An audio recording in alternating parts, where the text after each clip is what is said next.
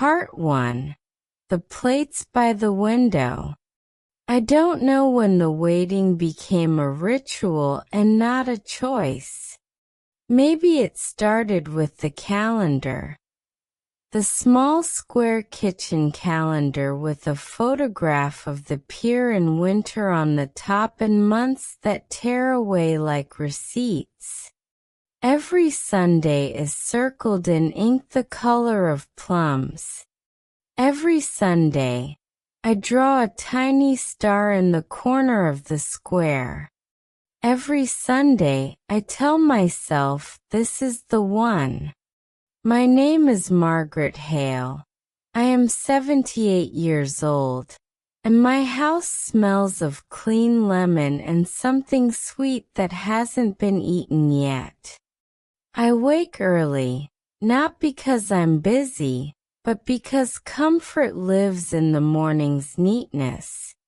The beams of light traveling up the table legs, the kettle's grudging rumble, the tiny rasp of the bread knife on the board. At 8 o'clock, the church bell from St. Mary's sighs once, and I unfold the tablecloth. It's the white one with the embroidered hem my mother gave me when our Daniel was born. The thread has come loose in 2 places. I tuck it back with a practice finger. 3 placemats go down, though the table could seat 6 if it had to. 3 is perfect. 1 for Daniel, 1 for his Amelia, and 1 for whichever grandchild decides to claim the chair first. Max with his quick hands and shoelaces always miraculously untied, or Rosie with her little serious eyebrows, or Evie who laughs at the wrong time and makes everyone else laugh too.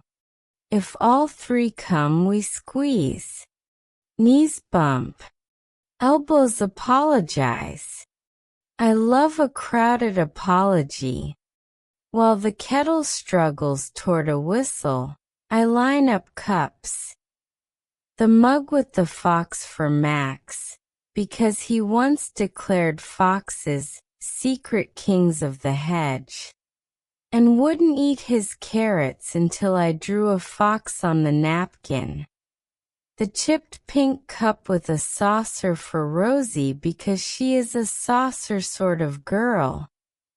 The enormous green mug for Amelia who likes tea the color of a good tan, which I pretend not to understand.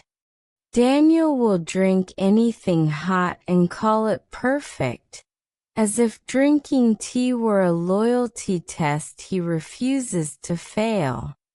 The radio murmurs to itself on the counter, shipping forecasts, the sort of weather that sounds like a lullaby for boats.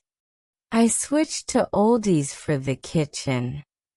Something brassy fills the air and reassures the plates that this is a place where people will eat soon. I mix batter for a lemon drizzle cake, because the children once fought over the end piece with the most sugar on it, and we made a rule that the ends belonged to Nana to prevent wars. Though I always break the rule, always surrender my slice to a small hand pretending indifference. While the cake bakes and clouds the kitchen windows, I make lists. A grandmother is mostly a list with a cardigan on. I write Rosemary, washing up liquid, AA batteries, questions for Max about his dinosaurs, remember Evie's school play date, ask.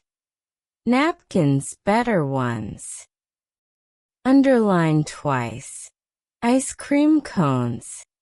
Evie loves them crushed and sprinkled. It's like eating a tiny castle, she says. When I crush them in the bag, I stop before dust. Leave some walls intact. Castles should fall slowly. At 9, I send a message to Daniel. Good morning, sweetheart. The lemon cake is in. The roast is going in at 10.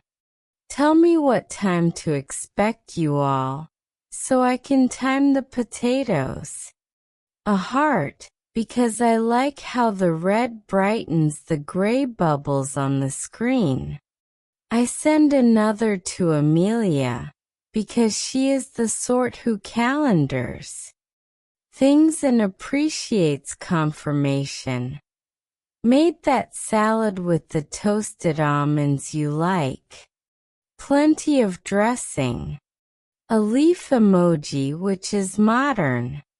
The messages show as sent and then sit still. No little dots. No typing ghost to keep me company. That's all right. They're likely busy with shoes and tears, and someone's homework, and the good coat left in the wrong cupboard. That's all right. The front step needs a sweep. My knees complain. They always do. As I bend to brush away the petulant confetti of the hedge. The street looks how it always does on Sundays. One dog pulling one man optimistically. Two small boys using sticks as swords. A teenager moving with exaggerated boredom toward the bus stop. And Mrs. Priest across the way watering the pavement, as if it were a thirsty geranium. She lifts a hand at me. I lift mine back. There is comfort in the choreography of people who can be counted on. At 10, I check my phone again. Nothing. I put the beef in anyway. The big oval pan I bought with Arthur when we were foolish and newly married and believed in pan sizes as a measure of destiny. Arthur liked to say that the right pan could fix almost anything. I missed the sound of him making unhelpful suggestions beside me. The way he would salt the roast while saying, "Is it too early to taste test the cake?" Because he wanted the frosting and the scolding both.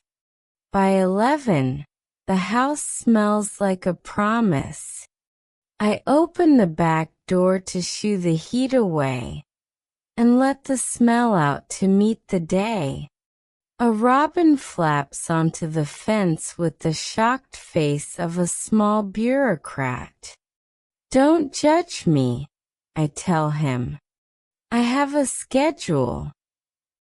The table looks ready but bare. Like an actor in costume who needs the right prop. I fetch the good cutlery from the sideboard.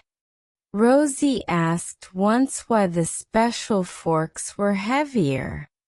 So you remember them when you're old, I said. Weight is memory's friend. The phone vibrates on the counter like it's nervous. Daniel, Mum, sorry, bit of a slow morning. Might be more like 2-ish? Me? 2-ish is lovely. We'll keep everything warm. A heart. 2 hearts, because optimism is a muscle. You must use it. 2 is fine. I adjust. Potatoes later. Glaze the carrots now so they can be warmed gently without becoming mush. Max will notice. He notices everything and forgives almost nothing except when bribed with gravy. I tidy the living room. plump the cushions and scold the dent in Arthur's chair to behave itself. He's been gone 3 years, and the cushion still knows him. Sometimes I sit there and let it lie to me. At 1, I pour the lemon glaze over the cake in thin, shining ribbons that find the cracks and fall in. I think of Rosie's tiny solemn voice the first time she saw the cake rain. "It's mending," she said. "You're mending it, Nana." I didn't correct her. Why correct a blessing? The hours around expected company are the longest hours the clock can make. They stretch like stubborn dough. Every sound outside becomes orchestral. Was that a car door? A laugh? Footsteps? No, only the wind discovering it has fingers. A siren 2 streets over.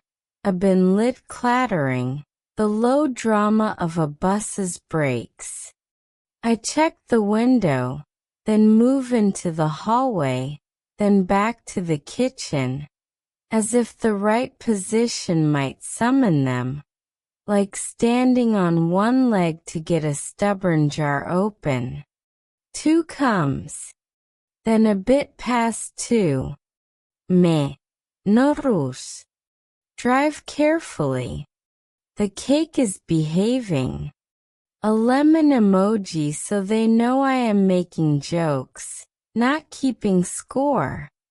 At 1:30, the beef is ready whether we are or not. I lower the oven, cover everything in foil like tucking children in, and make tea to drink standing up.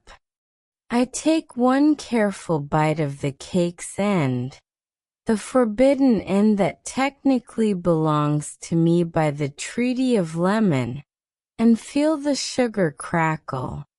I will cut generous slices later and pretend it never happened.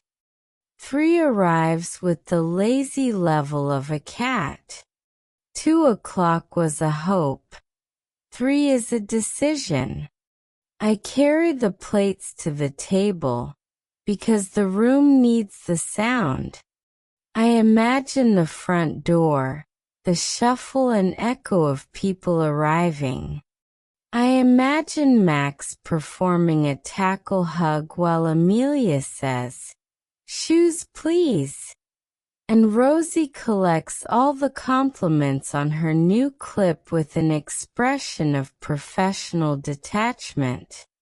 I imagine Evie losing a sock in the hallway, and Daniel sitting on the bottom stair, to tell me something long while his shoelaces undo themselves in protest. On the radio, the presenter says the roads are clear. I turn the volume down and stand in the middle of the kitchen, as if I have walked into the wrong reason. The jerk of my phone makes me jump. "Amelia, we're trying to get out the door. Just finishing a thing for Rosie's school. Do you need anything from the shop?" "Me no, darling. Got everything. Drive safe. Kiss to all." A kiss for each of them, typed in what I hope looks like confidence. It is silly to check the mirror, but I do. I pin a strand of hair back from my eye that has escaped, set my mouth in a line that means welcome, not where were you, and decide I will be vigorous with the gravy. A vigorous gravy builds character. I set mugs on the table, then think better of it. Children and mugs produce physics. Cups then. I put out the fox mug after all, because maybe the mug itself will work a charm. The doorbell rings. The little electric heart inside my heart jumps. It is Mr. Patel from 2 doors down, holding a parcel with the apologetic dignity of a man dressed formally by circumstance. "Wrong address," he says. "This came to us." I take the soft, plastic-wrapped defeat and smile like a person who has a parcel coming. "Thank you, Ravi. How's your mother?" "Complaining, which is how we know she's alive." "Good," I say. "Tell her I said good." He hesitates. "Big lunch." "Family coming," I say. "Soon." I can see him thinking of the time he carried my shopping in because the steps were being unkind to me, and the time I gave his mother the cushion from Arthur's chair because she said all other chairs were cruel. Neighborly knowledge floats between us like dust and sunlight. He nods, the nod that means I'm rooting for your doorbell. For a clock squeezes itself against 5 with the guilty conscience of a missed train. The foil is doing its best. The carrots glisten at me like an accusation. I make a second pot of tea. I boil the peas, then scold myself because peas cannot be scolded back to freshness. I will make new peas. I will make better peas.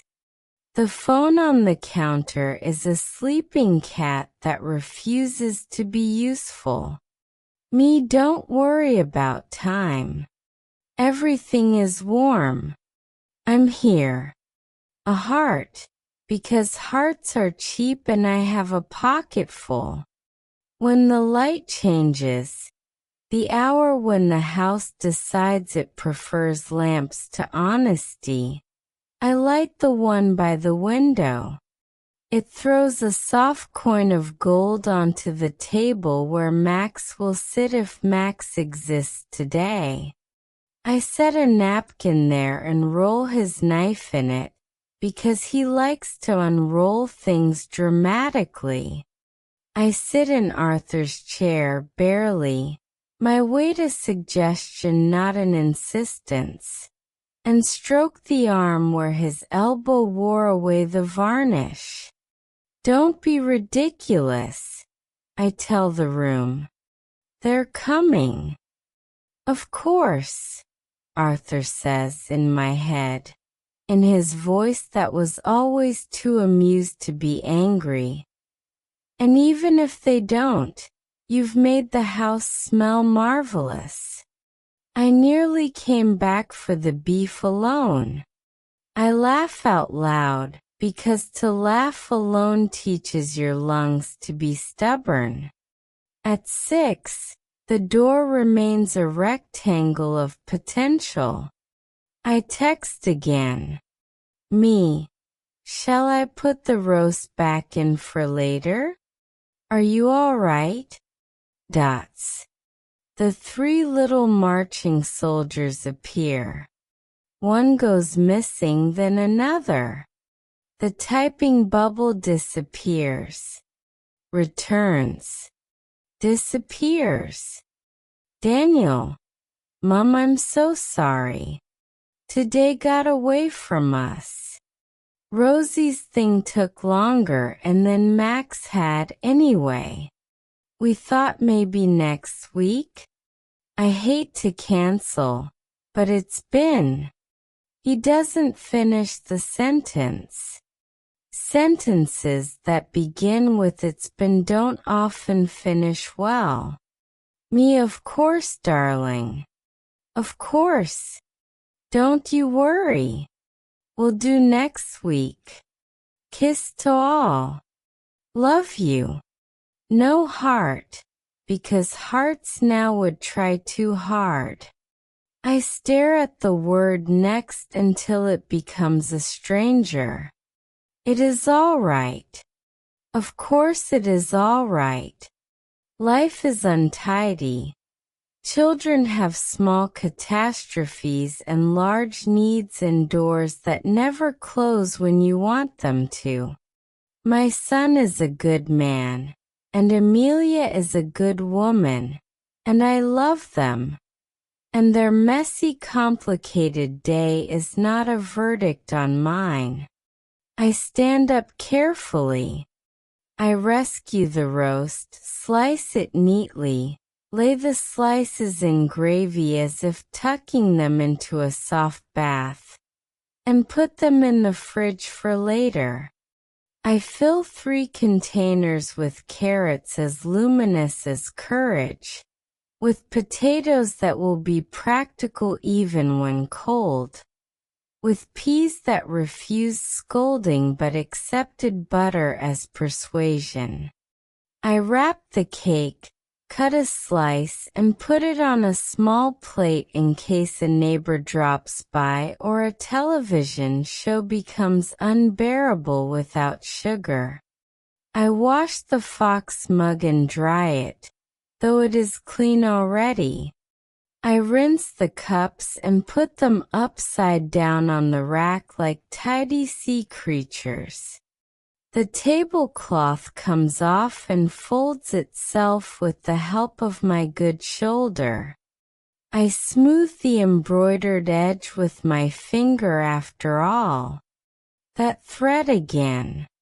Must ask Mrs. Priest if she still has her needle set.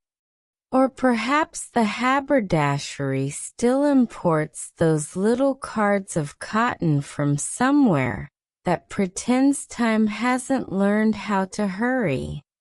I carry my plate to the small table by the window, the one I use when it is only me, and sit. The robin is back, official and thoroughly unimpressed. We'll try again next week, I tell him. Don't be such a judge. He tilts his head. The last of the light turns him into a badge. I eat slowly. No one to fight me for the end piece. I consider fighting myself for it, and decide to be generous to someone else in the future. After all, even tomorrow needs a treat to walk toward.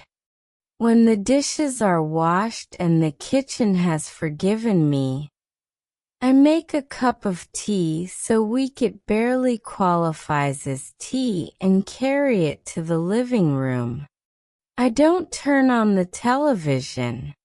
The house has had enough voices today, even imaginary ones. I take out the little box from the drawer, the one where I keep the paper things that keep me. Birth announcements, a lock of Daniel's hair, a card Arthur gave me once that he pretended he'd written he hadn't. A photo of the children, all 3 in a pile. Yes, I talk to the photo.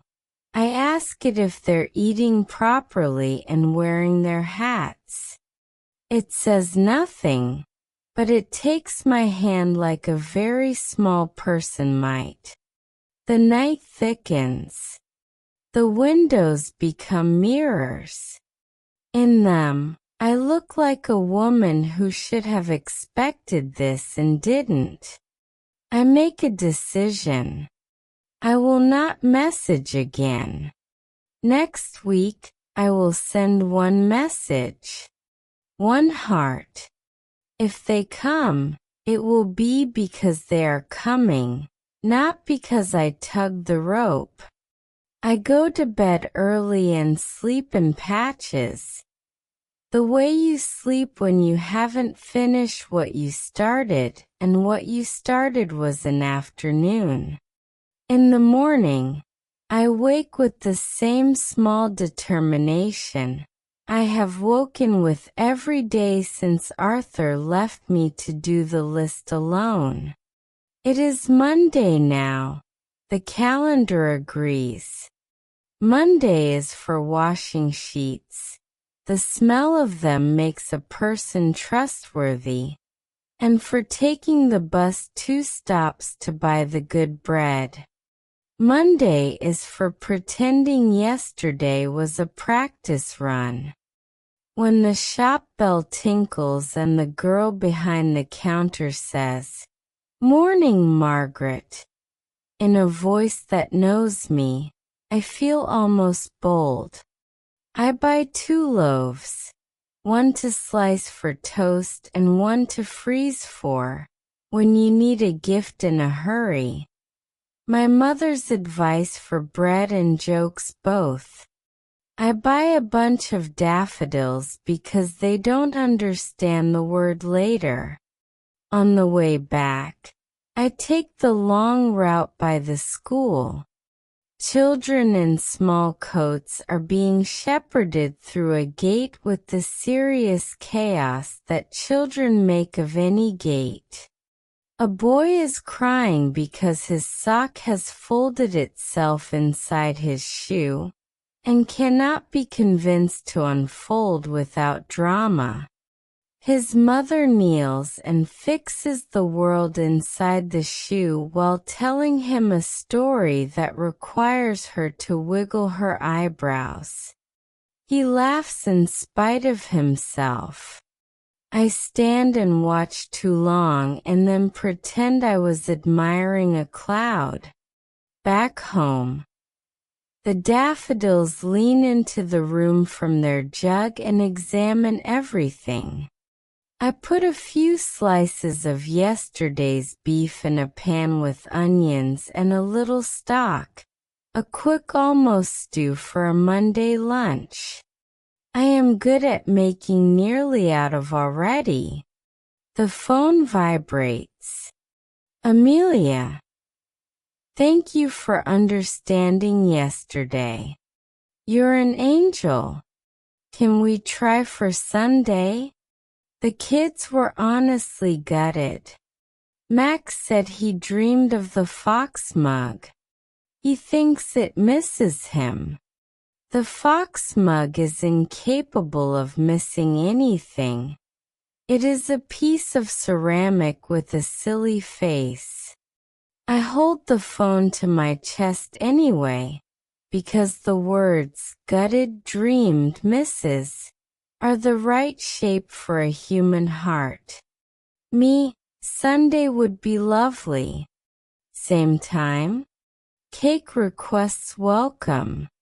Amelia.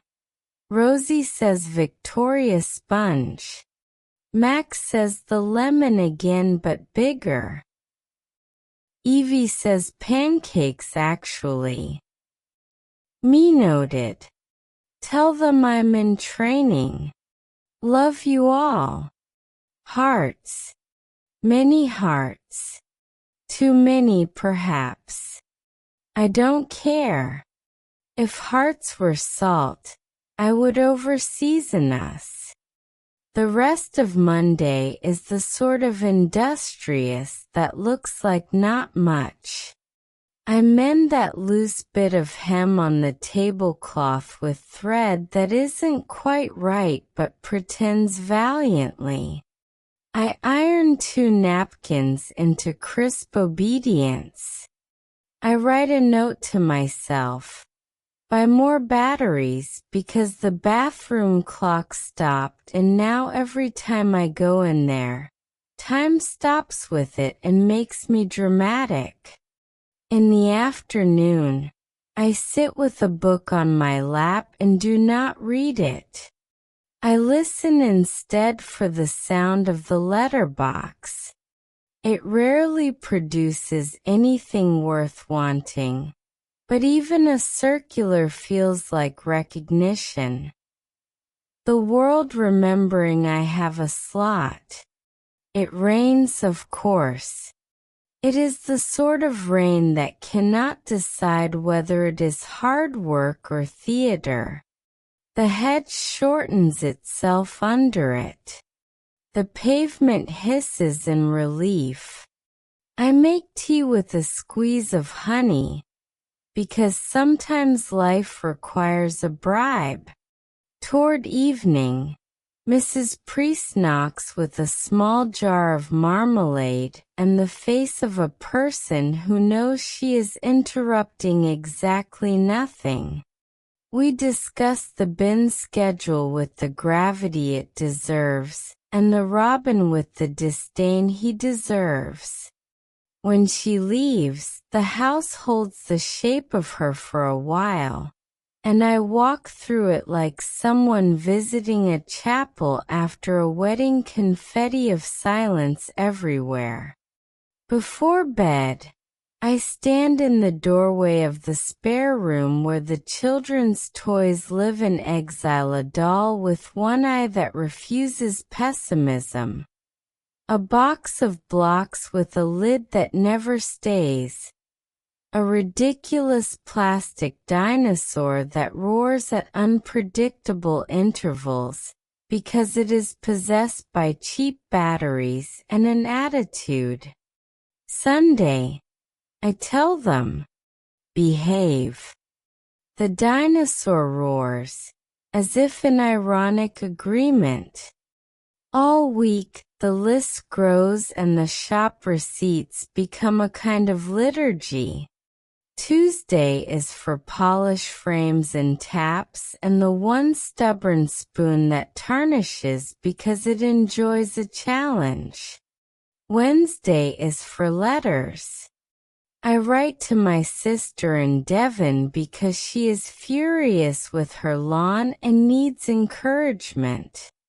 I write to the library to ask if they will please consider reinstating the armchairs by the window because books are heavier without a good chair. I write, ridiculous in a card with a picture of a cake, to my grandchildren, 3 small notes that say nothing but I love you in slightly different shapes. I do not post the cards. I put them in the drawer with the other things that are true but would look like pressure stamped in ink. Sunday is coming. The drawer can keep a few more secrets. On Friday, the weather brightens as if it has been scolded. I open every window and let the house breathe. I wash the curtains and regret it immediately because they tried to die on the line, but the smell of them, when I rescue them and hang them back, is the smell of childhood, soap and not enough patience. I buy strawberries even though it is not the clever time to buy strawberries. I cut off the white cores and pretend it's summer. I whip cream, which is a sort of magic trick that never stops being surprising. On Saturday, I thaw the beef stock I saved from Arthur's habit of insisting there is no such thing as too much gravy. I make a list for Sunday that is frankly military. I lay out the plates early. We're rehearsing, I tell them, and bloom the jelly for the trifle that Evie will like even if she declares it suspicious. The fox mug watches me with what I choose to interpret as approval. At 8 in the evening, my son sends a message. Daniel, all on track for tomorrow. Kids excited. We'll aim for 1-ish. The map of my heart lights up one neighborhood at a time. I sleep properly, like an honest person. Sunday begins with certainty. The sun arrives modestly. The birds do their small operas. The radio tries to make me care about cricket, I refuse politely. I put on my blue dress, the one Arthur said made me look like a sky with opinions. I set the table without rehearsal this time, and I put the fox mug in Max's place like a promise fulfilled. At 11:30, the potatoes are exactly the right kind of arrogant. The beef behaves itself. The cake is high and golden, and I do not, I swear, cut the end. I pour lemonade into a jug with thin, dignified slices of lemon, and I taste it with a straw as if I am a teenager and have stolen it. At 12:30, I move the jug 2 inches to the left, because sometimes 2 inches matters. At 12:40, I check the mirror, ridiculous, and at 12:51, I sit on the bottom stair and breathe like a person who owns a heart that obeys. At 1, the street produces a van. It is not my van. At 2 minutes past, a cyclist like a miracle zips by. Not mine. At 5 footsteps. Dog. At 9, a car slow enough to be Mercy. Not Mercy. At 11 past the hour, my phone lights. Amelia. Running 10 minutes late. Promise. Me perfect. Drive safe. The fox is impatient. She sends 7 fox emojis in reply, which is exactly the right number. I stand and I wait by the window, because there is a difference between hope and hospitality. And hospitality needs a face at the glass sometimes. The robin watches from the fence. The cake waits on the counter like a bride. I have been ready my whole life. Part 2: The Ghosts at the Table. When I was a girl, Sundays meant noise. Our house in Manchester, the red brick terrace with paint peeling from the sills, could barely contain us. My mother cooked as if feeding an army, and my father swore that one day we'd eat him into the poorhouse, though his eyes glimmered with pride. The windows fogged with steam, the chairs scraped like violins, and every plate had to be rescued from elbows. I remember that chaos when I smooth the tablecloth now. I remember how a full table looks nothing like furniture. It looks like theater. It looks alive. Arthur came into my life at one of those Sunday gatherings, though not ours. A friend dragged me to the church fete, where they were serving treacle tarts and lukewarm tea. He was at the dartboard, pretending to miss on purpose so a small boy could win. When I teased him about being a poor shot, he turned and grinned as if we'd known each other for years. That grin carried me through decades. Through the drafty flat we first rented.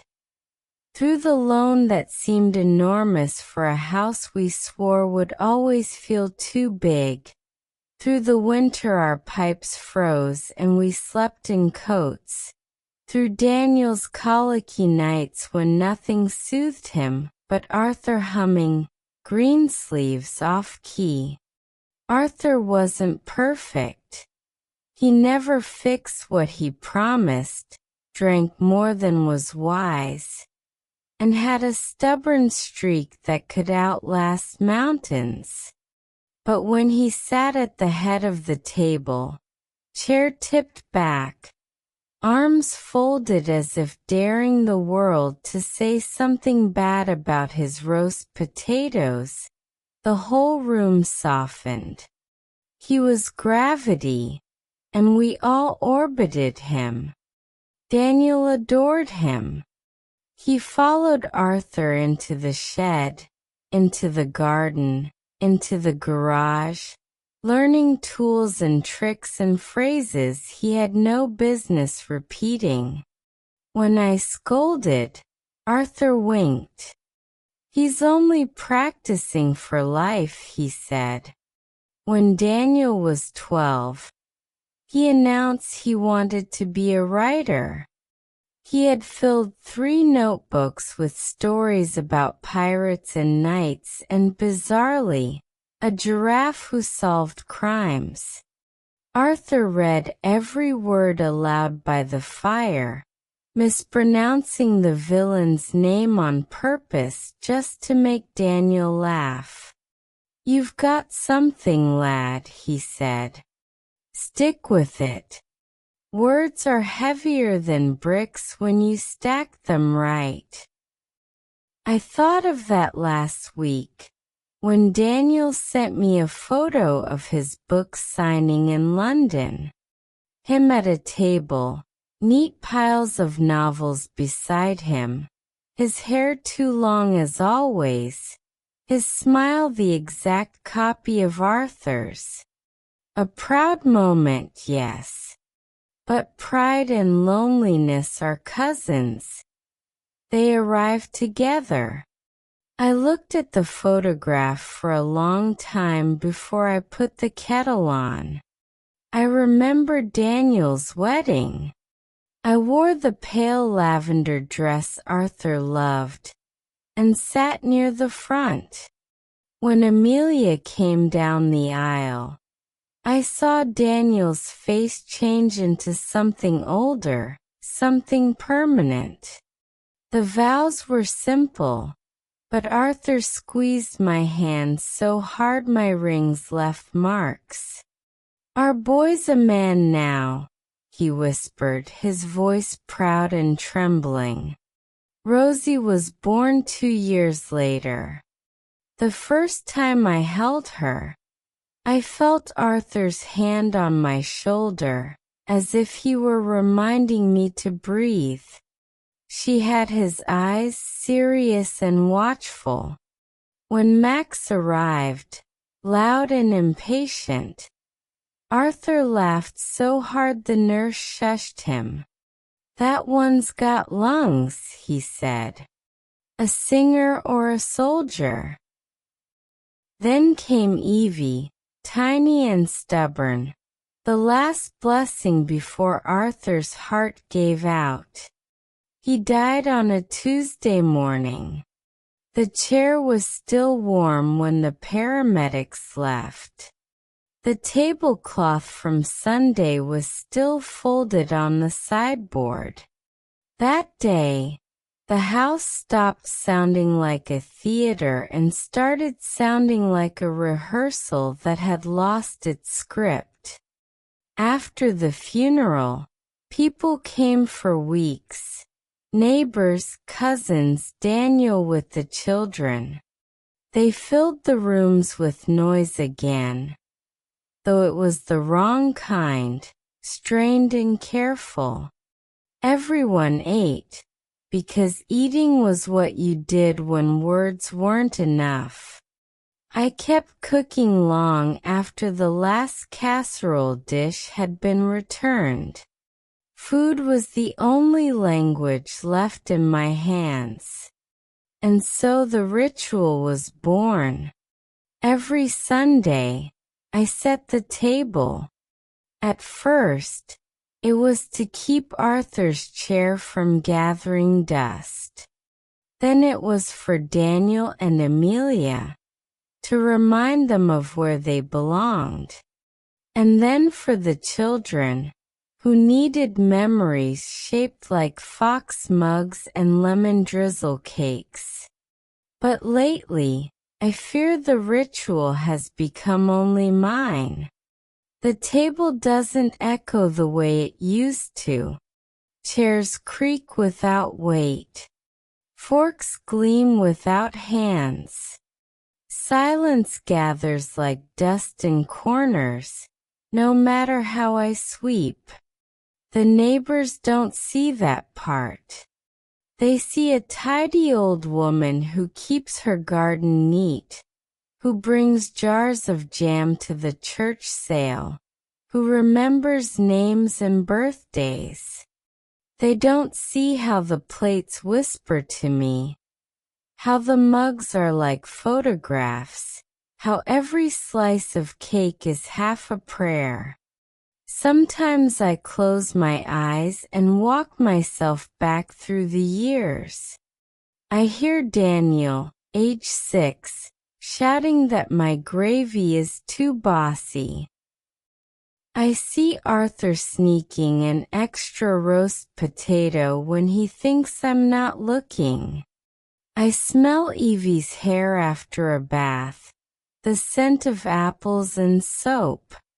I feel Rosie's small hand tugging me to show her drawing.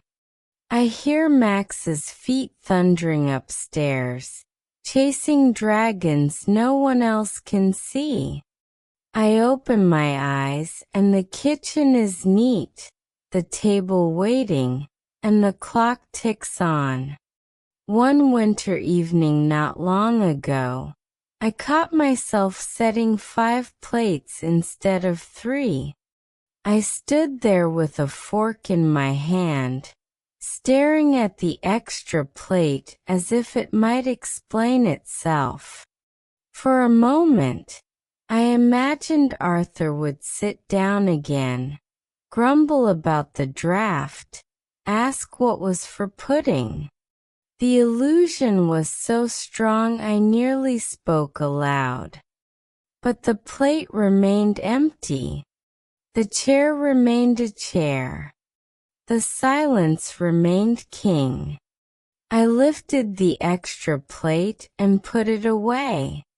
And I cried, not because Arthur was gone, but because I realized how badly I wanted him still to be part of the waiting. Waiting is easier when you think you're not doing it alone. Sometimes, when I walk to the shops, I pass families spilling out of cafes, children tugging sleeves, parents juggling bags and coats, laughter messy as jam. For a moment, I want to follow them home, to slip into their kitchen, to sit at their table and pretend I belong. Not because I don't have a family, of course I do, but because my family belongs more to the world now than to me. Arthur warned me once. Don't grip too tightly, Maggie. Children are like balloons. Hold them too long and they burst. Let them go, and they might float back. He was right. He was always right in the ways I didn't want him to be. The balloons float. I stand here with the string. Next Sunday will come. I will set the table again. Perhaps they'll arrive this time, bringing noise and crumbs and arguments about who gets the last roast potato. Perhaps not. Either way, the ritual remains. Because if I stop setting the table, if I stop cooking their favorites, if I stop waiting, then I will have admitted the truth I'm not ready to hold. That the table is no longer a theater, only wood and polish and silence. And I am not ready for silence to win. Part 3. The Longest Sundays. Sunday morning always begins with the kettle. I wake before the sun has burned off the mist from the garden. shuffle into the kitchen, and put the kettle on. The whistle has a voice like an impatient child, high and insistent, demanding to be heard. I like that. It means I am not the only one in the house still stubborn enough to raise my voice. While the water heats, I glance at the clock. 7 o'clock. Too early for visitors, but I feel a tick of excitement all the same, as though this might be the Sunday. The one where Daniel rings the bell, where Rosie's laughter echoes in the hallway, where Max drops his coat in the wrong place and Amelia pretends to scold him, where Evie tiptoes into the kitchen to steal a biscuit before dinner. This thought sends me to the pantry.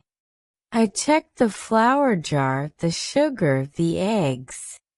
Everything in its place, lined up like soldiers ready to be deployed. I smooth the apron across my lap and begin. First, the bread dough. I measure carefully, though my hands could do it blind by now. Knead, fold, press, the rhythm soothing. I hum as I work, the same hymn Arthur used to hum while polishing his shoes. The dough rises in the bowl, a small miracle, warm and breathing. Next, the roast. I peel carrots, chop potatoes into neat squares, rub garlic into the chicken. The scent of rosemary clings to my fingers. I set everything aside, ready to go into the oven at just the right time. I moved to dessert, lemon drizzle cake. It was Rosie's favorite. She used to lick the spoon until her tongue turned sticky with sugar. I picture her at 8 years old, standing on a stool too tall.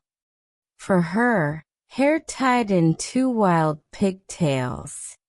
She called the drizzle the shiny rain. I laugh softly at the memory and pour the batter into a tin.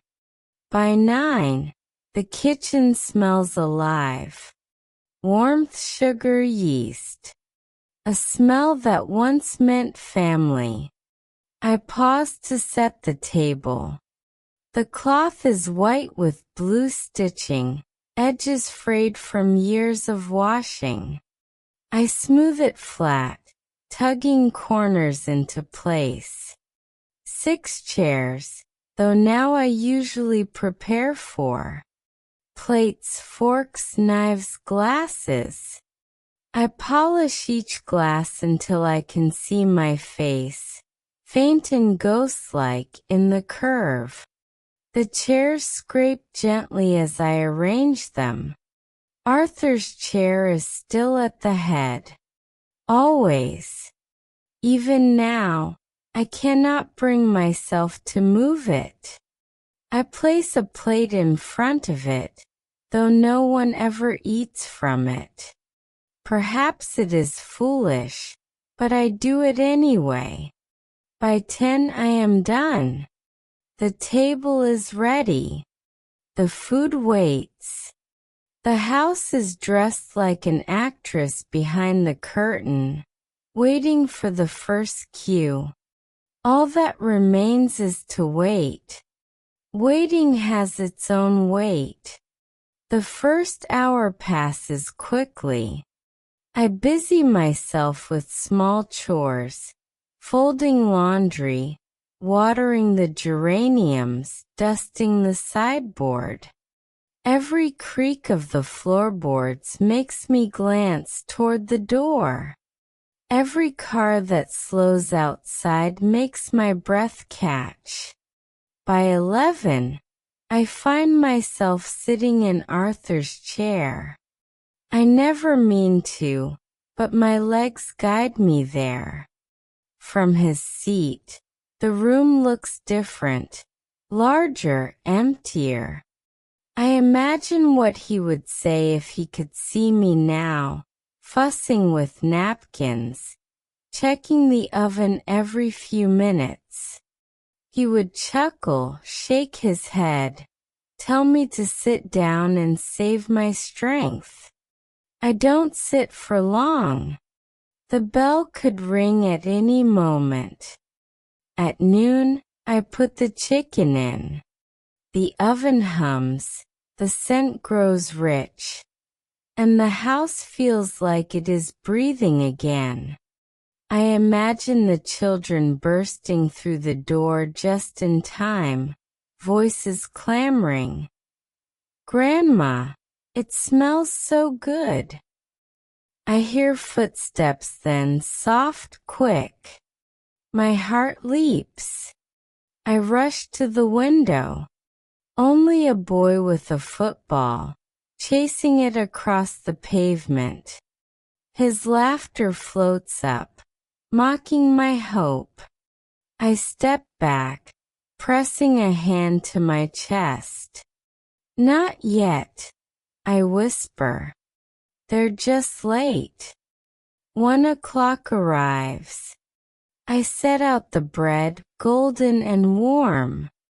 The crust cracks under the knife, releasing steam that carries me back to winter afternoons when Arthur would tear the loaf apart with his bare hands, giving the children the end pieces because they liked the crunch.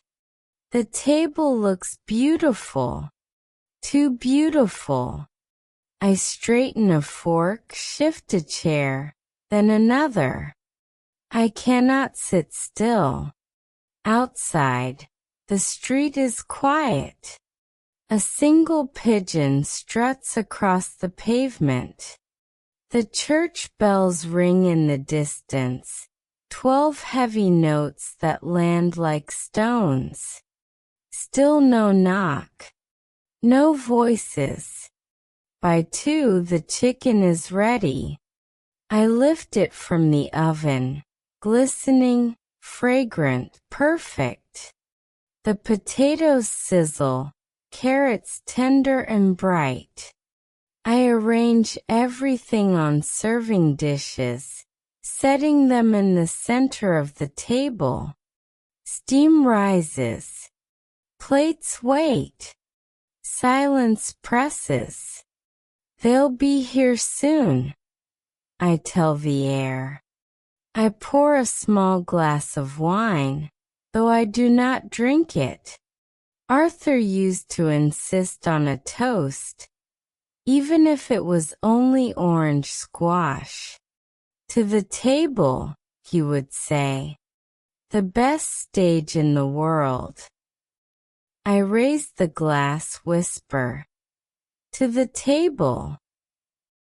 My hand trembles. The clock ticks on. 3 o'clock. The food grows cooler. I light a candle, as if flame could summon them. Shadows lengthen on the walls. The air changes, less alive, more stale. I sit, fork in hand, staring at the chicken. I wait for the sound of the key in the lock, the rush of children, the familiar shout. "We're starving." Nothing. The silence is louder now, a roar in my ears. I press my palms flat against the tablecloth, grounding myself. I think of Rosie, perhaps at a cafe with friends. Of Max, playing football until dark. Of Evie, glued to her phone. Of Daniel, scribbling notes for another book. Of Amelia, reminding them gently to visit me, only for them all to agree they'll go next week. Next week. Always next week. By 4, I can no longer pretend. The food sits untouched, growing cold. The candle gutters. The house feels heavy, as though the walls themselves are tired of waiting. I lift a plate and serve myself a small portion, just enough to taste. The chicken is tender, the potatoes crisp. The flavors are perfect, perfect and wasted. I chew slowly, swallowing with difficulty. Each bite tastes of absence. Tears sting my eyes, but I blink them back. Crying will not change anything. Crying will not ring the bell. When I finish, I gather the plates. I scrape untouched food into containers, line them in the fridge. Tomorrow I will eat leftovers. By Wednesday, I will tire of chicken. By Friday, I will throw away what I cannot finish. And next Sunday I will cook again. As I wash the dishes, I hear Arthur's voice in my head. Maggie, don't wear yourself out for ghosts. But what else is there to do? Cooking keeps him alive, keeps the children tethered, keeps me from collapsing into the silence. Without the ritual, what remains? A house with 4 walls, a ticking clock, and a woman whose hands have forgotten their purpose. I dry the plates, fold the cloth, push in the chairs. The table returns to plain wood, stripped of ceremony. The kitchen sighs into quiet. The day ends. Another Sunday, empty as the last. That night in bed, I dream of the table. Only this time, it is full. Arthur at the head, Daniel beside him, Amelia pouring wine, the children laughing, forks clattering, voices rising and falling in messy harmony. The room glows. I reach for my glass to join the toast. But the bell rings, loud and sharp. I jolt awake, heart racing, hope flaring. For one mad instant I think, perhaps they've come after all. I stumble to the door, fumble with the latch and pull it open. Only darkness. The empty street. The night wind. I stand there a long time before closing the door. The house swallows the sound. Part 4. The empty chair. Morning light breaks in slanted beams across the curtains. For a moment, I lie still, disoriented, listening for voices.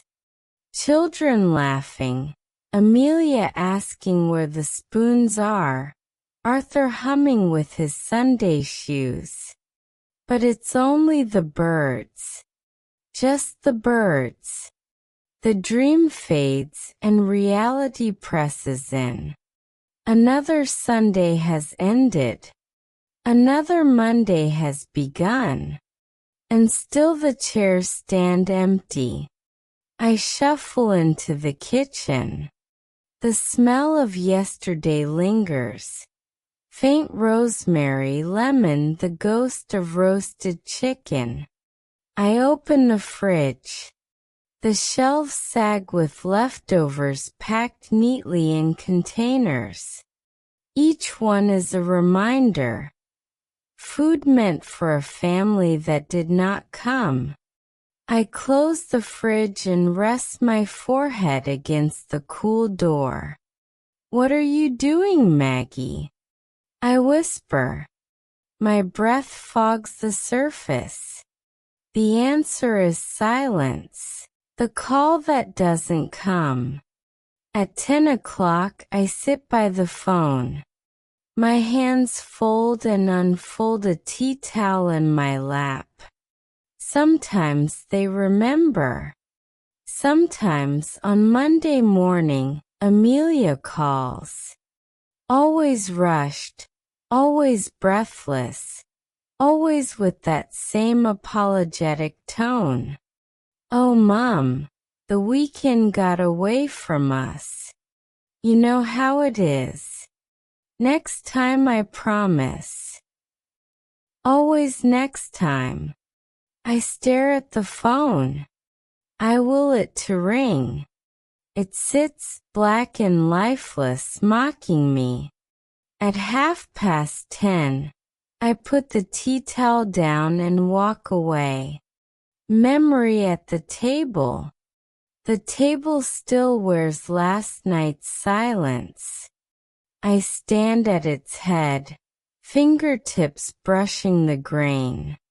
I can almost see them there, if I close my eyes. Arthur carving the chicken with deliberate care. Daniel talking too loudly, filling the room with his clever words. Rosie pushing peas around her plate, pretending not to notice me watching. Max trying to slip bread to the dog under the table. Amelia reminding everyone to thank me. I open my eyes. Only wood. Only dust motes drifting in a sunbeam. I pull out a chair and sit. My knees ache. The room feels cavernous. And then something strange happens. I hear myself speaking. Not out loud, but inside, as though my own thoughts have grown too heavy to stay silent. "They're not coming, Maggie. Not today. Not next week. Not the way you want them to." The words land like stones. I flinch, but I do not deny them. The walk. By noon, the walls feel too close. I put on my coat and step outside. The air bites sharp and cold. My garden waits, patient and untended. The roses have grown wild. Thorny arms reaching in every direction.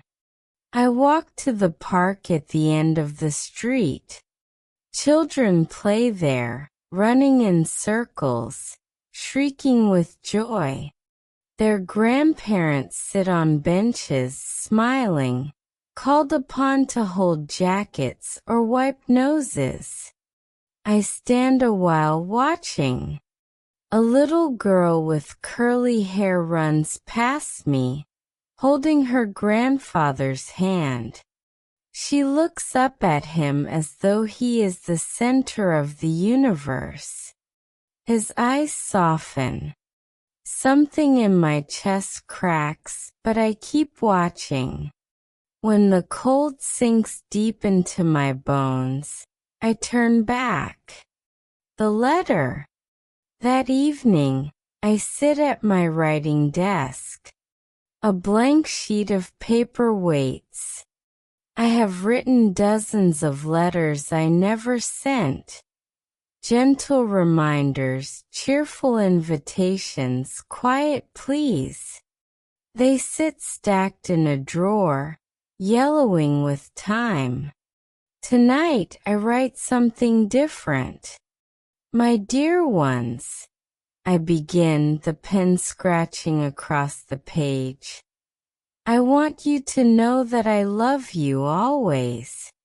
But I cannot go on waiting at a table that never fills. I will cook for myself now. I will set one plate. I will not expect a knock at the door. My hand trembles. I pause, breathe, continue. This is not anger. This is not punishment. This is survival. If you come, you will always be welcome. But I cannot keep my life on hold, hoping for footsteps that may never arrive. I sign it simply, Love Mom. Love Grandma. I fold the paper and place it in the drawer with the others.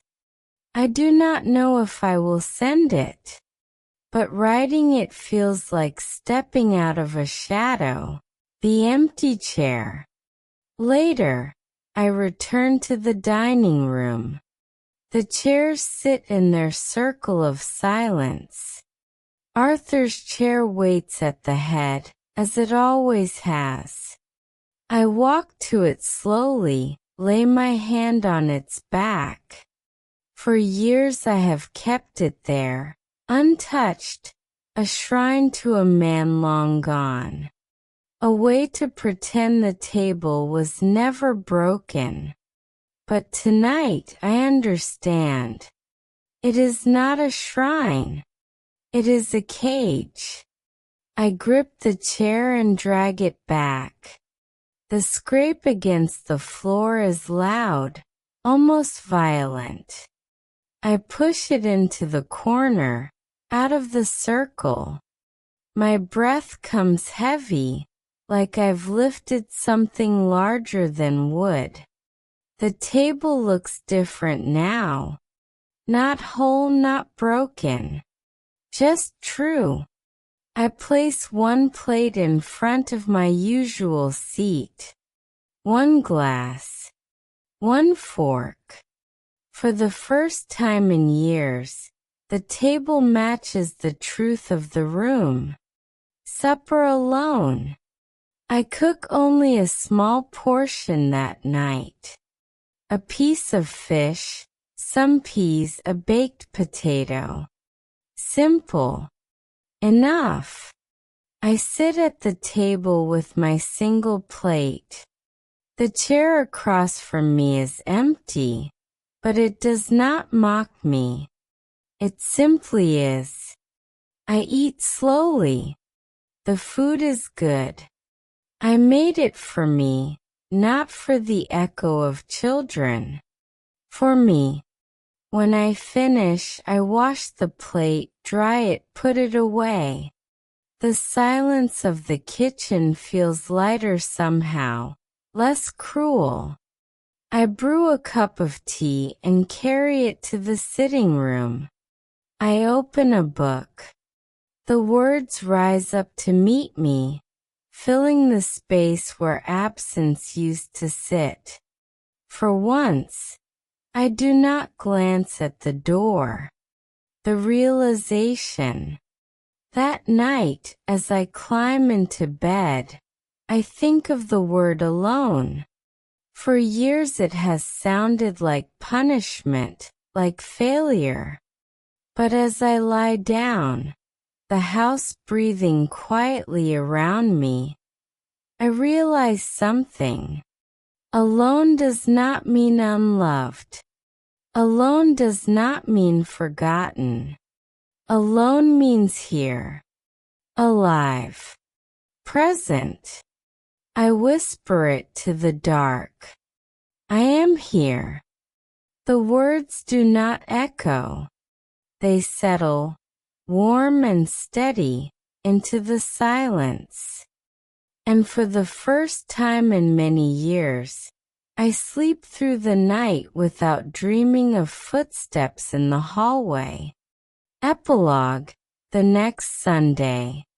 The following Sunday, I wake to sunlight. The kettle whistles. I smile and set a single cup on the counter. I make porridge with honey, the way Arthur used to, and carry it to the table. I sit in my chair, look at the plate before me, and feel no ache. The doorbell does not ring. The chairs do not fill. And still the food tastes sweet. Because I am not waiting anymore. Because life, even lived alone, is still life. Because love does not disappear just because the table is empty. I raise my spoon like a toast and whisper. To the table. To myself. And I eat slowly, fully in peace.